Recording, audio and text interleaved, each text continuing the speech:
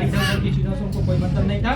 यानी सुबह शाम जब भी देखो वो ऊपर वाले की कीर्ति भजन में रहते थे, हमेशा वो अपने पूजा पाठ में लगे रहते। एक समय आया कि उस गांव में बाढ़ आ गया, सैलाब आ गया, पानी आ गया।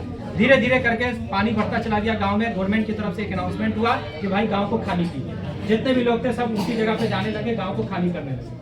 बाबा के पास भी किसी ने आके कहा कि बाबा रेडियो में आवाज दिया गया, क्योंकि पहले के समय में रेडियो का ही जमाना था, तो आवाज ये दिया गया, अनाउंसमेंट ये किया गया सरकारी तौर पे कि गांव को खाली करना, ऊंचे स्थान पे चलना है, क्योंकि पानी बढ़ता जा रहा है, सैलाब हो जाएगा, सब कुछ डूब जाएगा। बाबा ने एक लाइन में जवाब दिया, जिस व्यक्ति ने उनको कहने आया था, उन्हें कहा कि तुम जाओ बेवकूफ, अरे मूर्ख तुम जाओ, मेरे को ऊपर वाला बचा ले।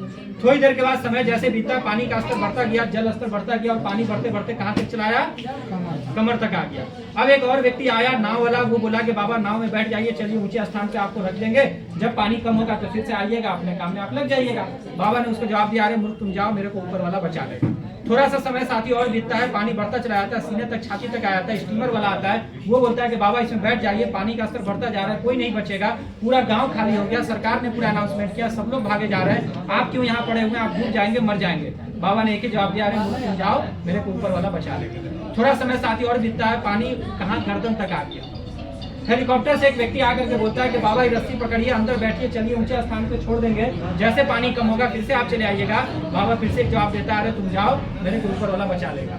साथियों थोड़ा समय और बीतता है, पानी सबसे ऊपर चला जाता है, और परिणाम होता है बाबा उसमें डूब जाते, मर जाते। ऊपर वाले के दरबार में जब इनकी हाजिरी होती है, ईश्वर को देख करके, परमेश्वर को देख करके बड़ा गुस्सा होते हैं, बड़ा ये अपने आप को व्यक्त करते हैं कि देखिए मैंने आपके लिए इतना कुछ किया, पर आपने मेरी जान नहीं बचाया, आपने मेरे ऊपर ध्यान नहीं दिया, आखिर कैसे आप परमेश्वर है, कैसे आप भगवान हैं, समझने की कोशिश कीजिए। जैसे ये बंदा बोलता है इस बात को, ऊपर वाला इसकी बात सुन करके मुस्कुराने लगे। क्या हुआ? जाहिर सी बात है, आपको कोई तकलीफ हो और सामने वाला हंसने लगे तो और गुस्सा आता है कि नहीं आता है?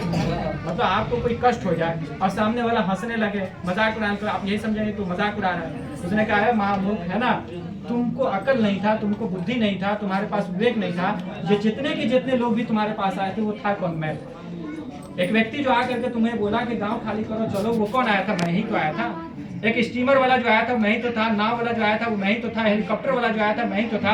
अब एक बात बता मूर्ख, तेरे को कौन आकर के भला कहेगा कि मैं भगवान हूँ? मैं उस एक इंसान के रूप में आया था जो तेरे को ये दर्शाना चाह रहा था, तेरे को ये बताना चाह रहा था कि तू भी यहाँ से चल ताकि तेरी जान बच जाए। लेकिन तेरे को एक ही चीज पकड़ा हुआ था कि हम बैठे रहेंगे, हम घर में सोए रहेंगे और हमको सफलता मिल जाएगी। साथियों इस कहानी से एक छोटी सी नहीं बल्कि बहुत बड़ी हमें सीख मिलती है।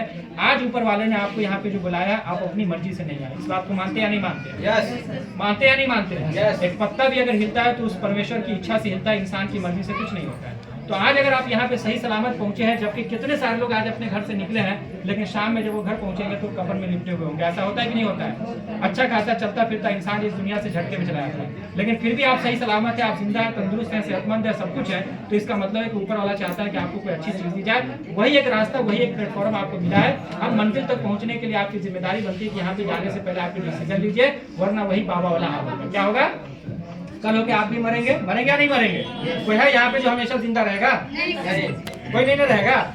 चलिए, तो मरना है और मरने के बाद हमें भी दरबार में जाना है। वहाँ पे जाके हम क्या कहेंगे? भगवान हम तो मांगते थे गाड़ी दीजिए, बंगला दीजिए, घोड़ा दीजिए, हेलीकॉप्टर दीजिए, जहाज दीजिए, लाखों करोड़ों का इनकम दीजिए, सोना दीजिए, चांदी दीजिए, गहना दीजिए, जेवर दीजिए। महिलाएं तो यही ना मांगती है कि खूब बढ़िया बढ़िया नेकलेस हो, बढ़िया जेवर हो, है ना, ये सारी चीजें हो। लेकिन उस समय क्या होगा? आप कहेंगे मेरे को तो कुछ मिला ही नहीं, मैंने तो आपके लिए इतना सब कुछ किया। तो ऊपर वाले का यही जवाब आएगा। क्या आएगा? मूर्ख, तेरे को भी तो जयनगर एक मीटिंग में भेजा था 29 नवंबर 2025 को, तुम्हें भी तो एक रास्ता मैं देना चाह रहा था, लेकिन तू समझा ही नहीं। तो यहाँ पे जाने से पहले साथियों एक निर्णय लेके जाइए। आज आपको एक मौका मिला है। फिर से मैं कहूँगा, यहाँ पाने के लिए तो सब कुछ है, पर खोने के लिए कुछ नहीं है। जिन्होंने आपको बुलाया आप उनको धन्यवाद दीजिए। आइए मिल करके बड़ा करते, जिंदगी के अंदर कुछ बेहतर करते हैं। तो बहुत बहुत धन्यवाद, थैंक यू।